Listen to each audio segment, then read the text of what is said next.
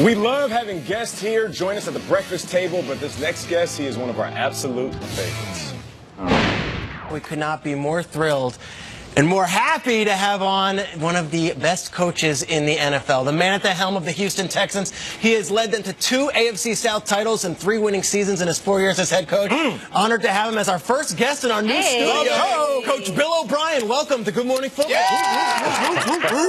Thanks, guys. I didn't even know that you were in a new studio. It looks beautiful, and appreciate you guys having me on. And we appreciate you joining us. Look, you guys are coming off rookie minicamp. We get excited about just seeing guys in T-shirts and shorts running around. But from a coaching standpoint, what do you get out of rookie minicamp, and what were those past 2 days like down there in Houston?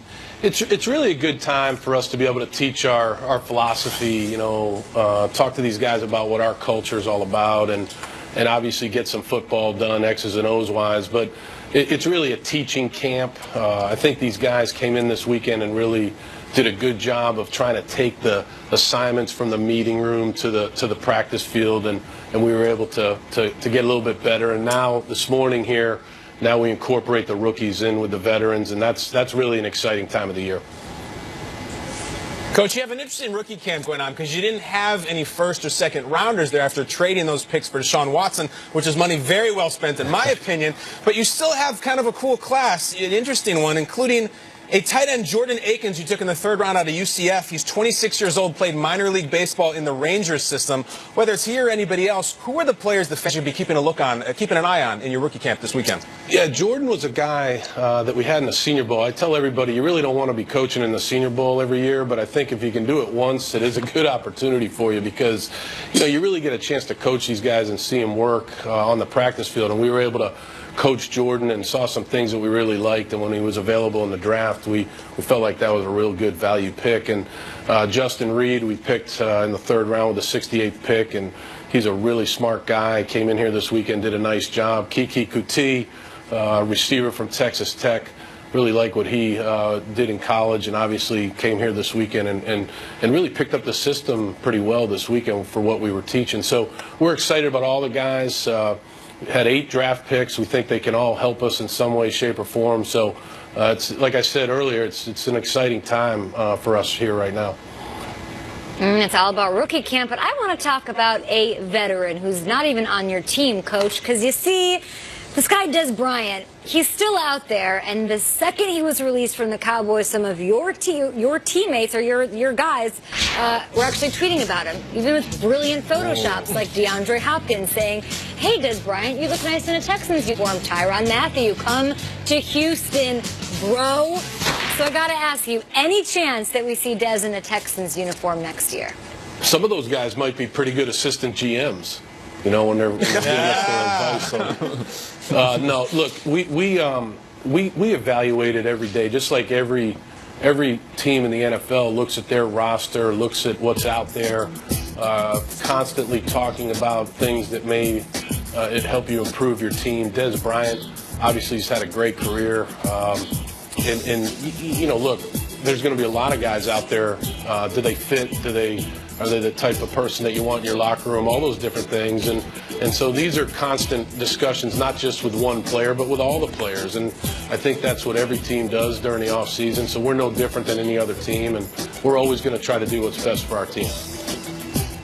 All right, Coach, I know what's best for your team, and that's Deshaun Watson. And he got off to an unprecedented start last season. More touchdown passes through 6 starts than any rookie in NFL history. Now, you've been around a lot of QBs. You coached Tom Brady, who, by the way, Deshaun Watson came on the show and said, I'm chasing the GOAT. What is it about Deshaun that sets him apart? What's special? What's something about him that we don't get to necessarily see?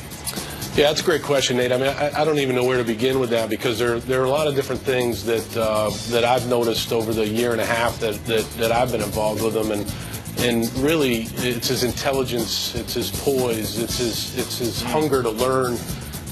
He really has a passion for football. He has a passion for trying to get better every day. He has a phrase himself that he talks about, which is trying to get 1% better every single day. And I think that's the philosophy that he brings into the locker room. He's got a real good way about him. Fun guy to coach. Look forward to meeting with him every day and working with him on the field. And he's doing a good job in his rehab. I think he's on schedule to be able to participate in training camp, and we're excited about that. And we've had a good 4-week session with him here in the off-season program, looking to continue that and finish off the off-season in a good way.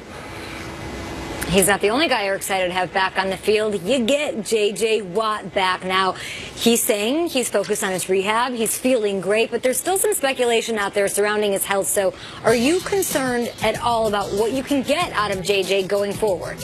Not at all, Kay. I think, look, when I see him every day, he's in here early, stays late. He's doing a lot of great things, both on and off the field relative to being able to be back and ready to go. Obviously, we're not going to rush any of our injured guys. Those guys are right on schedule. JJ's doing a great job with his rehab. I see him every single day, and I've said this time and time again. This is a guy that's one of the best players to ever play the game, and I would never bet against J.J. Watt. He's going to be back. He's going to be at full strength, and he's going to help us win a lot of games. Coach, I'm going to go off script here. I was supposed to ask about the division outlook, but something that you said with Nate with Deshaun Watson, and I just got to think about the last few months that we've been coming off of where we picked apart these prospects in the media and on the show. 5 quarterbacks, we dissected them like frogs. We did the same thing last year with Watson and Mahomes and Trubisky. A year removed now from drafting Deshaun Watson. Explain to the audience just how important it is to have that quarterback and sometimes trading up picks, and why you go and get that guy, because how that could set your franchise up for the future. I mean, I don't think you can quantify how important it is. I mean, it's so important. I mean, I think that position on any team is, carries the dreams, the hopes of the organization. And then when you have a guy that you feel like can do those things, can be a great guy off the field for you, obviously be great on the field for you, has a passion for being a great teammate, trying to get better every single day, obviously has the talent to play at the highest level. That means a lot to your organization. It's the hardest position in football to evaluate, guys. Very, very difficult to evaluate. When you look at them in college, you're not sure, exactly what maybe their coach is telling them in that system. When you interview them, you're trying to teach them some things that maybe you'll do with them, see how they pick that up. You just have to do the best job you can of spending time with the person, with making sure that you know everything you can know about that person, and when you feel it in your gut and your organization feels it, then you go ahead and make that pick. But it's a very, very important position on any team in the NFL. Well, as 4 people who talk about football every morning, Coach, we have a lot of dreams and hopes for Deshaun Watson, too. We cannot wait to see him on the field again. I want to show you a clip of yourself, Coach. Most of these head coaches on the sideline get really amped up. Oh, yeah, Coach, we got something for you, Bill. Here we go. You see coaches go nuts when their team scores the touchdowns. Pete Carroll throws a party. We certainly can't wait to see your guy Mike Vrabel do his thing when they score. Intense guys. But in a game against the Browns last year, you, Coach, were not exactly thrilled after a couple of touchdowns by your guys. Take a look. God. 3rd and goal for the 3. Deshaun fakes the gift, throws to the end zone. Caught DeAndre Hopkins. Touchdown, Houston. I don't think we're in the right formation there. Was it? No, I don't think we're in the right formation. That should have been 8 sniff, right? 8 sniff. Braxton Miller in motion. They flip it to Braxton, running to the corner. He's in. Touchdown, Houston. Yeah, he did a little flip. Braxton, you got to hang on to the ball. Good job. You got to hang on to the ball. They review all these. The ball should never leave your hand ever again. All right, Coach. So talk about it. People might be watching and saying, I know it's a tough gig. I know you're competitive. Can we have 5 seconds before we talk 8 sniff? I mean, we just scored 6 points. What would you say to those people? Talk about 8 sniff. Come on. Well, I'm telling you, if I was to get into the details of what 8, 9 sniff, 2 sniff, 3 sniff means, I mean, we'd be here all day.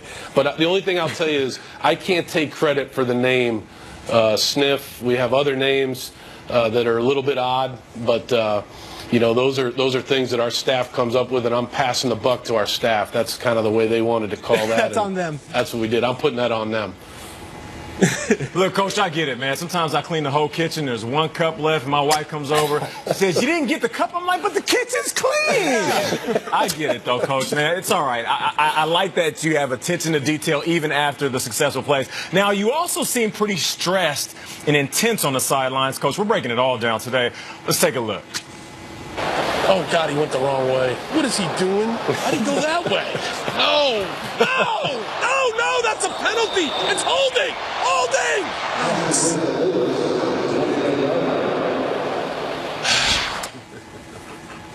Yeah, no, hey, listen, Coach, I feel you. I've been there. There's a lot of arms crossing and touching the face. So forget about that. What do you do off the field to relax a little bit? What does Bill do to chill?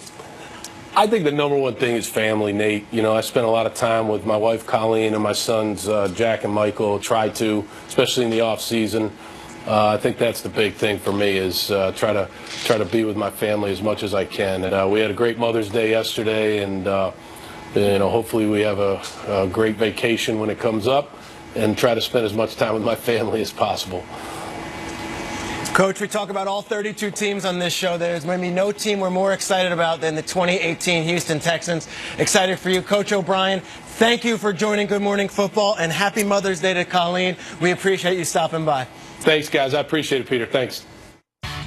Want more from your next SUV? Check out the Hyundai Tucson. Awarded the most dependable